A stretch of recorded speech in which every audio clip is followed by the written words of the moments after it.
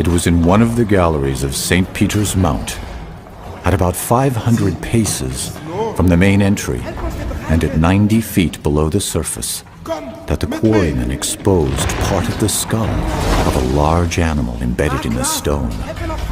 They suspended their work to tell of their discovery to Dr. Hoffman, who had for some years been collecting fossils from the quarries. Dr. Hoffman, observing the specimen to be the most important that had yet been discovered, took every precaution to preserve it in one piece.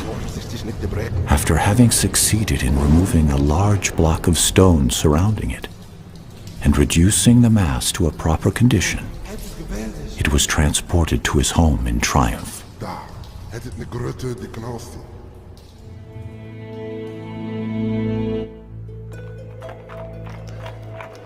25 years later, after the occupation of Maastricht by the French Revolutionary Army, Le voilà enfin! Le voilà enfin! Messieurs, je vous en prie, portez-le. the famous fossil shows up one cold winter night at the National Museum of Natural History in Paris.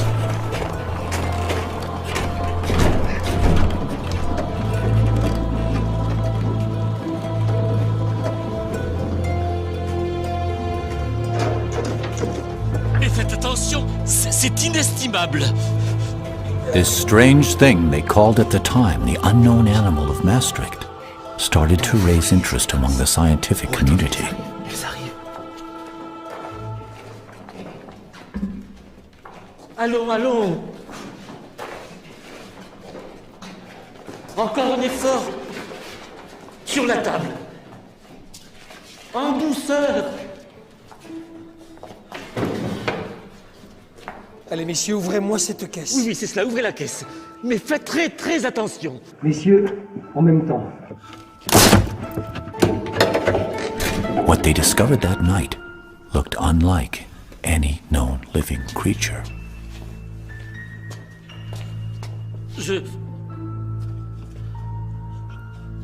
Some thought it was a crocodile. Je crois que c'est un Others crocodile. believed it to be a whale. Ce doit être plutôt Neither the shape of its teeth une baleine.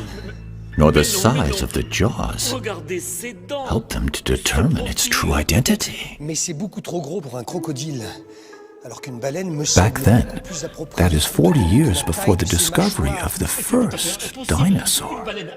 Nobody had ever thought that thousands of species could have lived and disappeared in a distant past. Maxillaire supérieur et la maxillaire inférieure. Je vous en prie. Monsieur le But everything was about to change.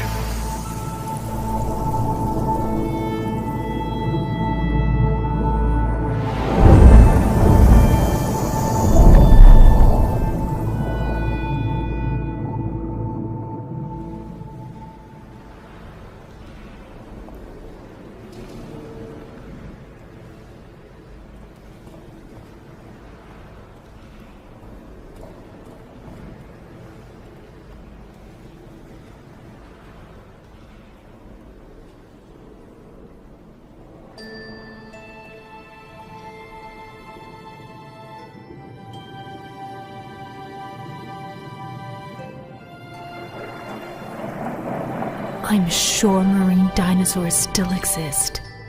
My apologies for intruding upon your thoughts, mademoiselle. But strictly speaking, only reptiles that walked on dry land are called dinosaurs.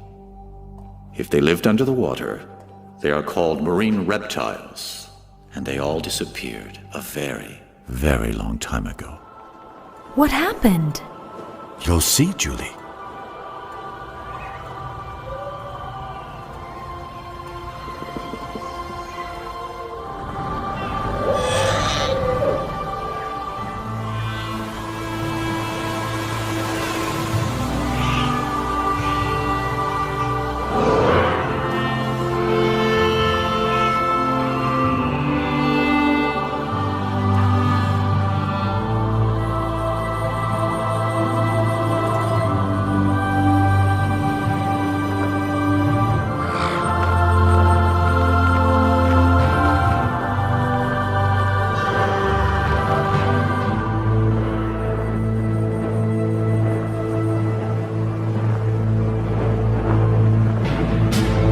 65 million years ago, reptiles ruled the world.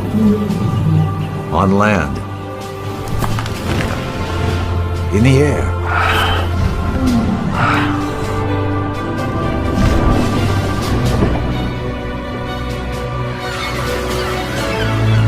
and reptiles were kings in all the seas as well.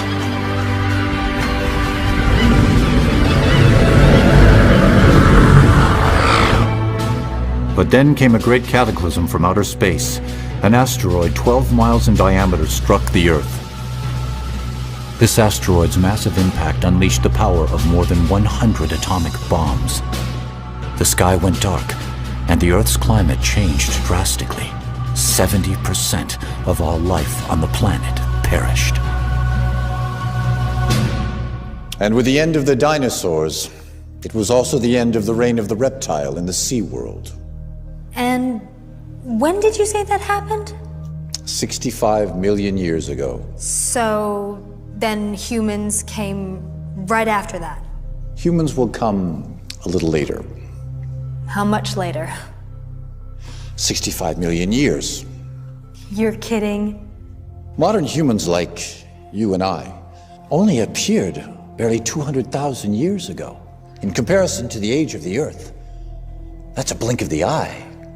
200,000 years? An instant in geological time. Somewhat difficult to comprehend, is it not? Comparing thousands and millions and even billions of years. Don't you agree? Then follow me, Julie. And when you want to stop time, say stop. Stop? All right then, forward to the past.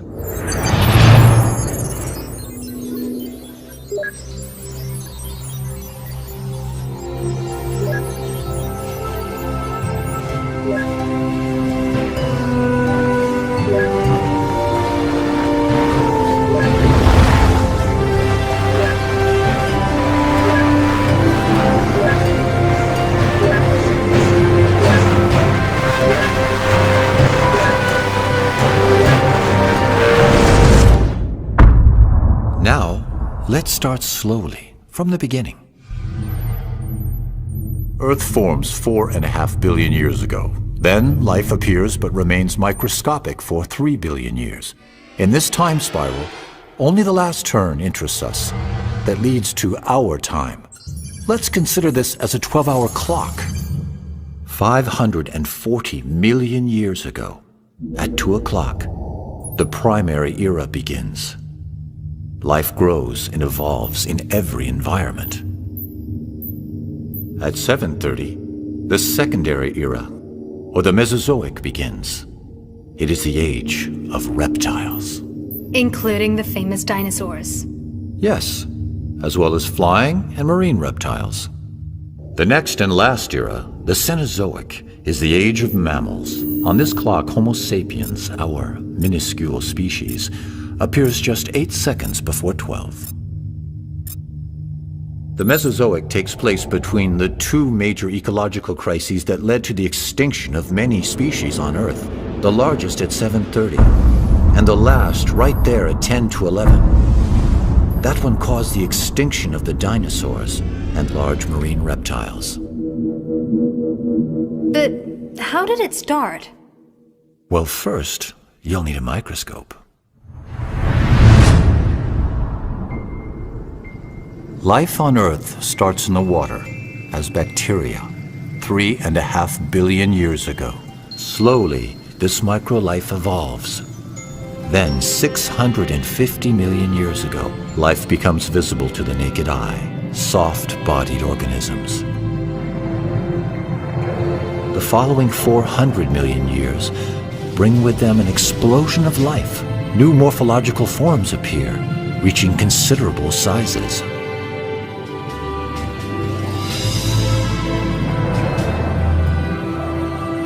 And finally, amphibians follow fish with feet to conquer terra firma. 300 million years ago, the first reptiles appear on land. And in the sky, the wingspan of some insects reaches over 3 feet. By the end of the Paleozoic, the land and the seas are bursting with life. It is the golden age for biodiversity. But this period ends with gigantic cataclysms, which exterminate up to 95% of the species. The largest extinction of all time. 95% of the species? But that's enormous. Nothing much must have remained after that. You're right, my dear. And most of the world's great predators have disappeared. But life persists, and in the seas, many fish and mollusks remain. What about the marine reptiles? Their reign begins now. 3 different groups, one after the other, will rule the world's oceans. First, the ichthyosaurs, that use their tails to swim. Like a fish. Much like a fish. And then the plesiosaurs, that use their 4 paddle-like limbs to fly through the water. And next, the mosasaurs, that use an undulating movement similar to a snake. And these animals ruled the seas for 180 million years, throughout all 3 Mesozoic periods: Triassic, Jurassic, and Cretaceous. From the early Triassic period onwards, ichthyosaurs are the kings of the seas. During this time, above the water, all the continents on Earth are joined together in a single mass of land, a supercontinent called Pangaea, off to the Pangaean coast.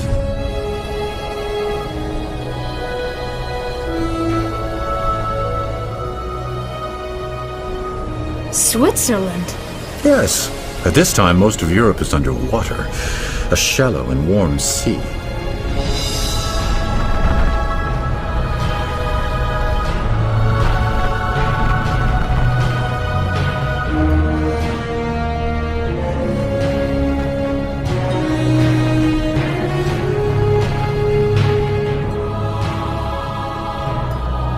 In the Middle Triassic, it's hot and dry on land with little to eat. In the sea, life flourishes again. Several reptile species have returned to the marine environment, thriving on the plentiful food supply.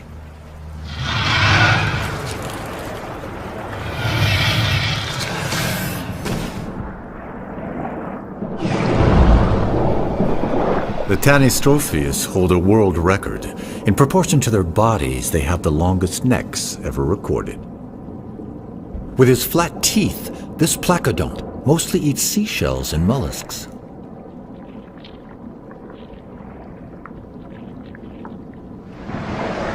Aren't those turtles? Not at all, but they too have developed a tough armor to keep them relatively safe from the great predators of the Triassic, like the nothosaur.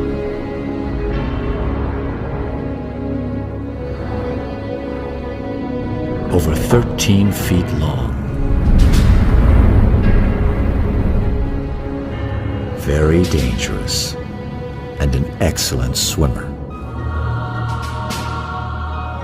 But it is no chance of catching up with a Mixosaurus. It looks like a dolphin. Except it's a reptile. Like marine mammals today, it too must come to the surface to breathe.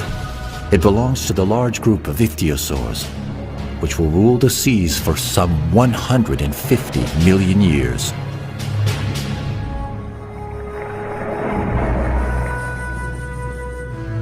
That one doesn't seem quite big enough to rule anything.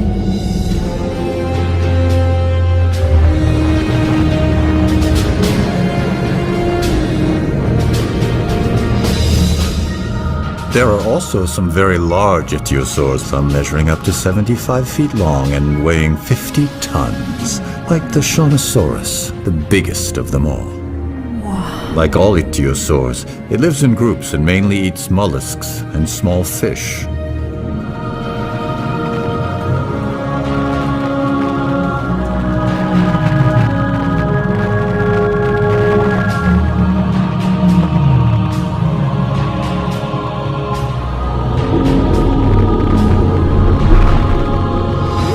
Like dolphins and whales. That's right. They are even born in a similar manner. What do you mean? Well, let's hear from an expert. the paleontologist Ryosuke Motani. He has just finished studying some very fine specimens from a famous fossil site in Germany. Many ichthyosaur fossils have been found at Holzmaden with their bones intact, and even with the imprint of the skin on the rock, which helped us to know the position of their fins. Some ichthyosaur fossils are so well preserved that we can actually see fetuses inside the mother's bodies, and some even being born. Unable to get out of the water to lay their eggs like other reptiles, ichthyosaurs gave birth in the water. The babies came out tail first, like dolphins today. Another one of the ichthyosaur's characteristics are its huge eyes, protected by donut-shaped bones, able to withstand extreme water pressure. A Jurassic ichthyosaur, the Ophthalmosaurus, stands out in the animal kingdom as having the largest eyes in proportion to its body.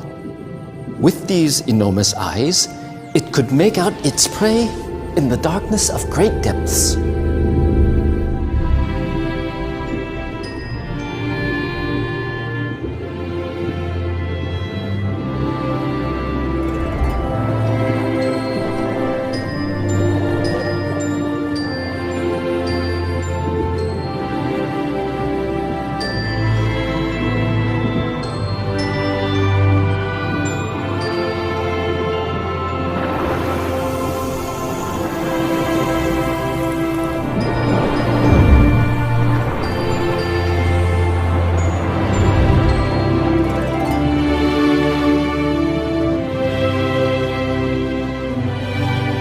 Strangely enough, the ichthyosaurs became extinct in the middle of the Cretaceous, despite their amazing adaptation to sea life. But how can we know so much about species that became extinct 90 million years ago? Perhaps because of the large number and the quality of fossils left. And, of course, thanks to those who discovered them. Here we are in London, in one of the most beautiful galleries devoted to Mesozoic marine reptiles. Nathalie Baudet is currently the French expert on these animals. A long time before dinosaurs were discovered, the remains of marine reptiles had been known to fossil collectors. Mary Anning. In the early 19th century, she was a child when she started to collect fossils around her home along the Dorset coast in southern England. During her lifetime, with an amazingly sharp eye, she found some of the most famous fossils, ichthyosaur and plesiosaur, exhibited here at the Natural History Museum of London. One of the most complete plesiosaur skeletons ever found was Romelosaurus.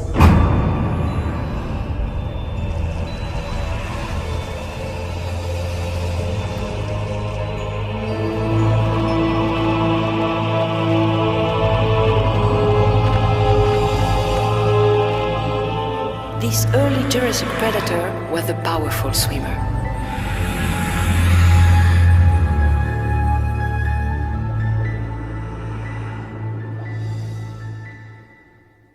During the Jurassic period, a new group of marine reptiles takes over, the plesiosaurs. At the beginning of the early Jurassic, Pangaea has started to break up and drift apart into different pieces. It is still hot, but the climate is becoming much more humid. Such conditions are perfectly suited to the development of life all over the world.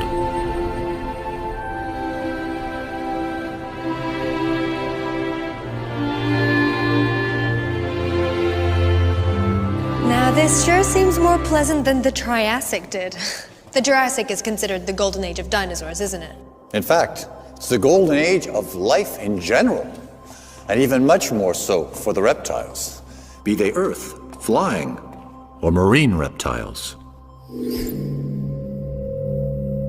With their 4 strong paddles, plesiosaurs soon become the new kings of the seas. The first dinosaur to be named is Megalosaurus, which means great lizard in Latin. A well-deserved name for a 30-foot-long carnivore with a huge appetite. Mollusks like ammonites and belemnites experience an unprecedented growth and are on the menu of most marine predators.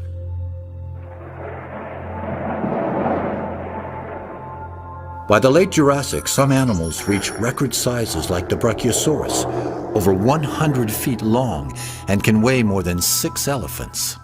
Godzilla, that is the nickname given to this large marine crocodile discovered in the Andes. With large bony plates on its back, the Stegosaurus, a 3-ton plant eater, is a contemporary of the very first birds. At the end of the Jurassic period, as the continents continue to drift, new oceans appear, and new plesiosaur species rule the deep.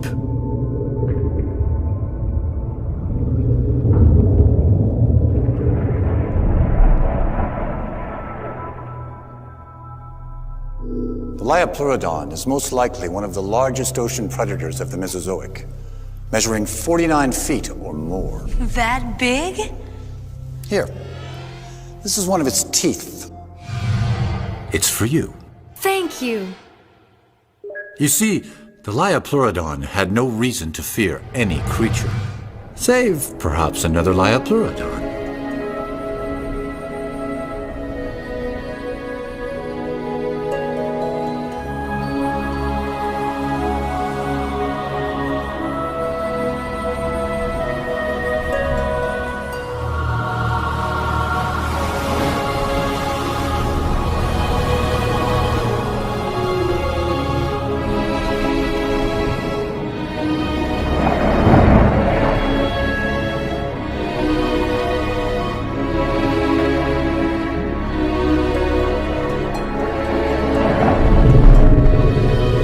Here is a pair of Liopleurodon. The male is attempting to court the female.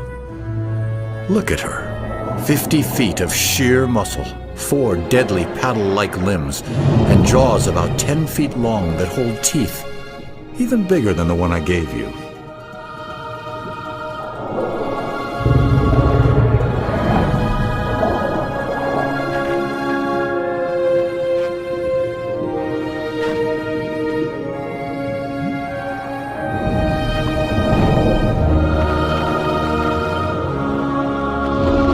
During this process, the male makes himself extremely vulnerable to the female.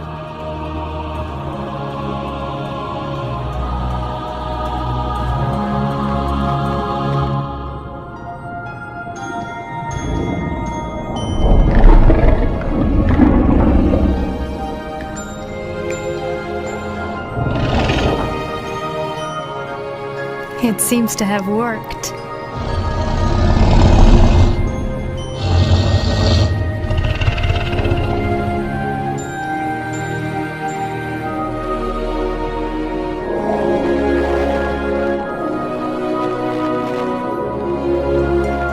Now that she's chosen him as her partner, the pair needs to head to the safer coastal waters to reproduce.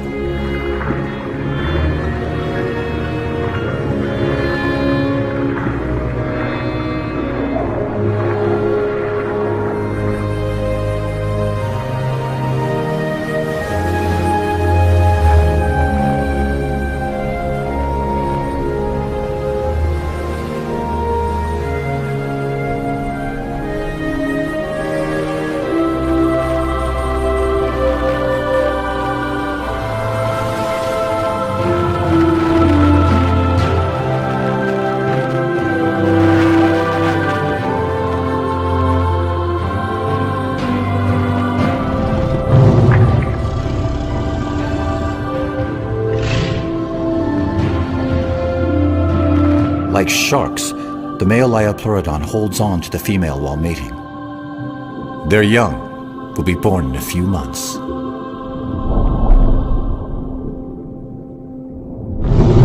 What happened? It seems that upon separating, she has accidentally injured his eye. The pain has made him lose consciousness for a while. In the end, though, the Liopleurodon remains a super predator that lives alone.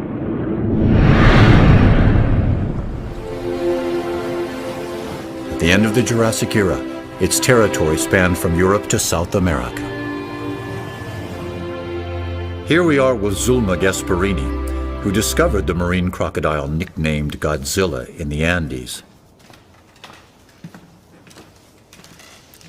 People believed for a long time that the world had always been the same as it is now. And it was only in 1915 that Alfred Wegener, a young German scientist, put forward a revolutionary theory he called the continental drift.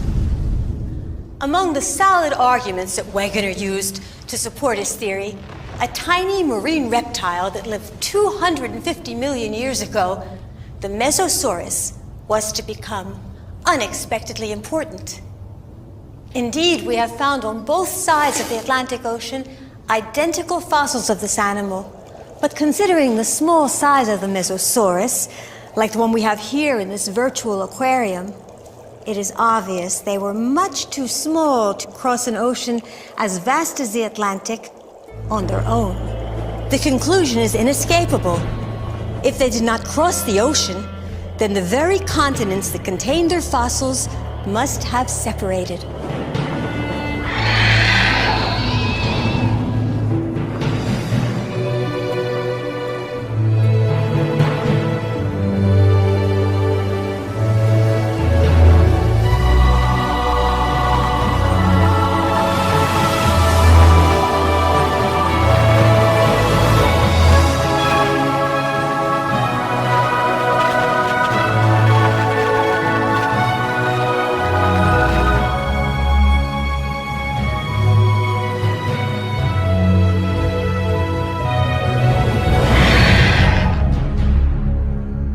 The Jurassic was the age of giant animals.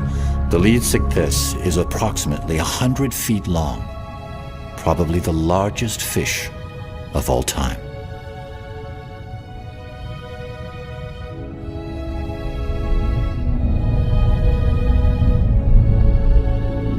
What are these long-necked plesiosaurs called? Those are elasmosaurs. They're gulping down gastroliths, stones they swallow in order to help their digestion. So, what do they actually eat? Mollusks and a lot of fish, judging from their long, sharp teeth.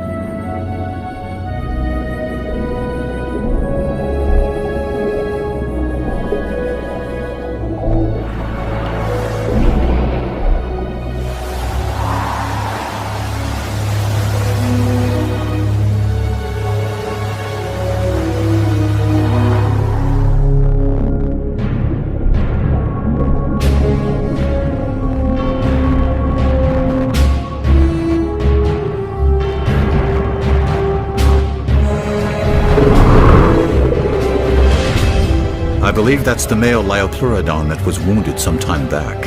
Oh yes. With one eye missing, it's not easy.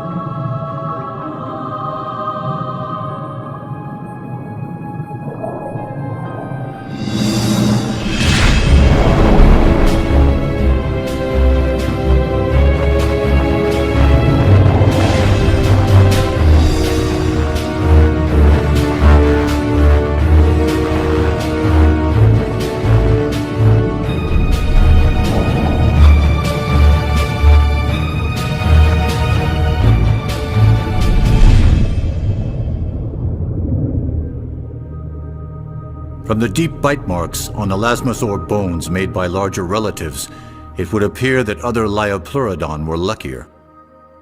30 million years later, Kronosaurus took Liopleurodon's place at the top of the marine food chain. Kronosaurus remains were first discovered in Australia during the 1930s. A 13-foot-long skull with 10-foot jaws, armed with dagger-like teeth. To tell us more about plesiosaurs, here's Dr. Benjamin Keir, an Australian expert on these animals. Marine reptiles' remains have been found on every continent, particularly those of plesiosaurs. Up to 46 feet in length, they were magnificent ocean-dwelling reptiles that flew gracefully through the water with 4 massive paddles. The order Plesiosauria was large and varied. It's been broadly divided into 2 superfamilies based on their overall body structure. Some of them, thanks to their large heads and powerful short necks, were the super predators of their time, like Kronosaurus. Others were the complete opposite, with tiny heads at the end of extra long necks, such as Elasmosaurus. Plesiosaurs lasted as long as the dinosaurs, until the end of Cretaceous, 65 million years ago.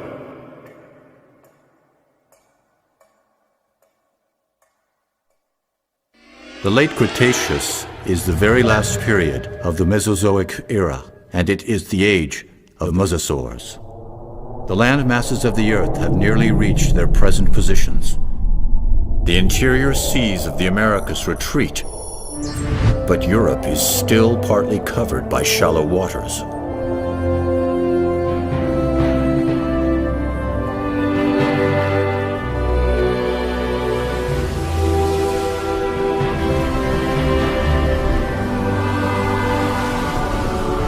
And what about the climate? Very comparable to the climate of today, but warmer. A beautiful day for a dip in the Cretaceous Ocean, don't you think?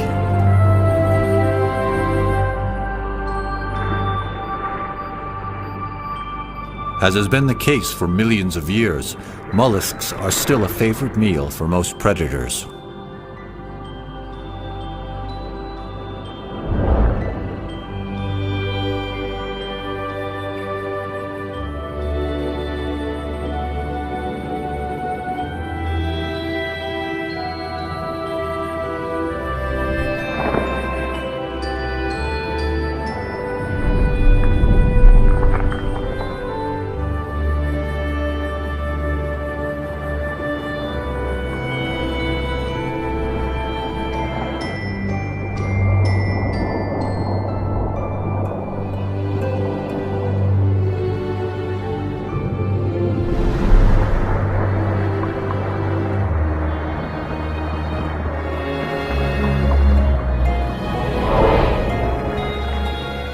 So the plesiosaurs are still around in the Cretaceous?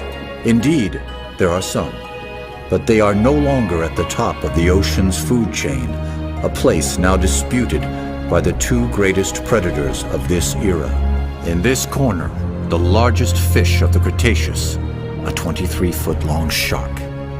And in this corner, the most powerful marine reptile, the prognathodon, a 40-foot mosasaur. It looks just like a great white of today. Indeed, just larger.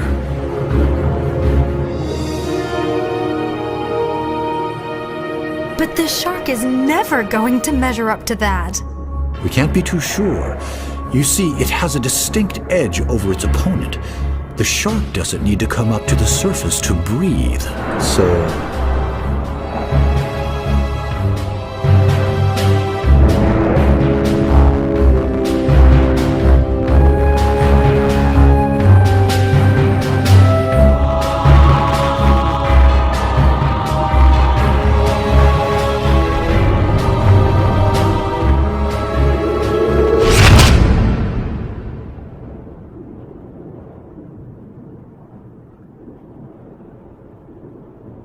Oh, well. I told you the mosasaur was going to win. This time, yes. But it wasn't always the case. We've even found shark teeth embedded in mosasaur bones. So the sharks did get their teeth into them from time to time. By the way, wasn't it a mosasaur that was found in a mine back in the 18th century?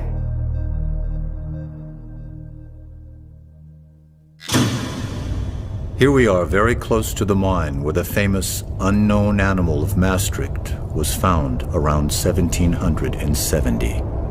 Like all paleontologists, Olivier Riepel knows this story very well.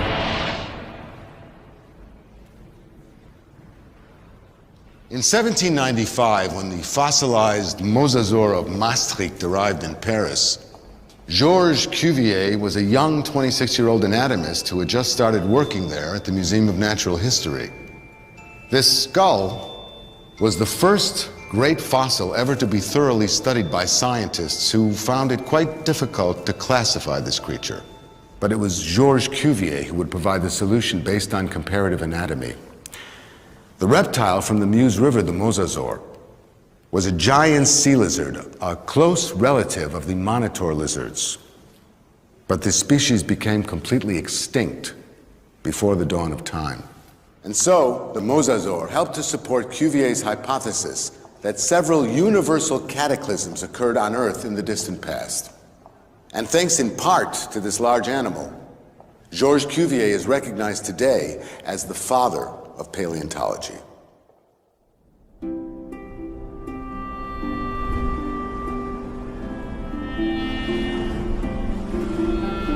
At the end of the Cretaceous, the interior seaway running through the middle of North America had not yet completely disappeared.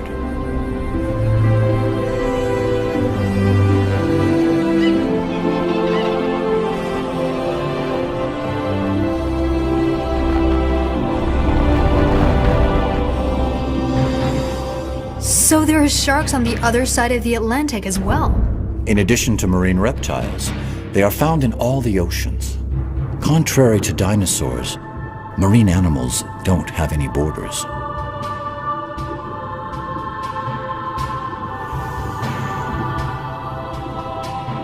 These are young 13-foot-long sharks. After hours of laying her eggs on the beach, this turtle is exhausted. Easy prey for starving sharks.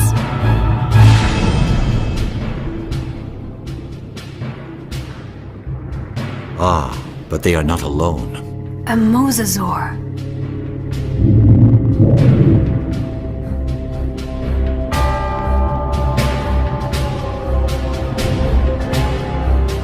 This large predator truly is the marine equivalent of the famous T-Rex.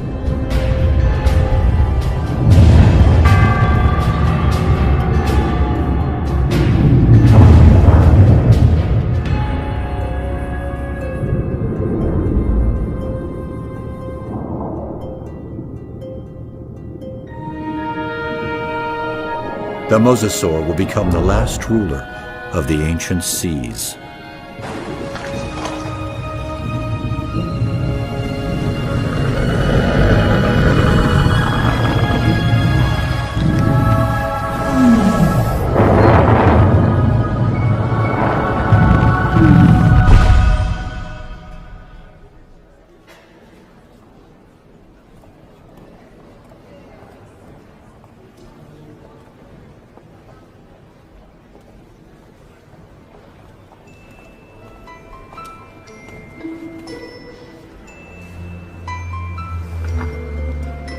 This is one of its teeth. It's for you.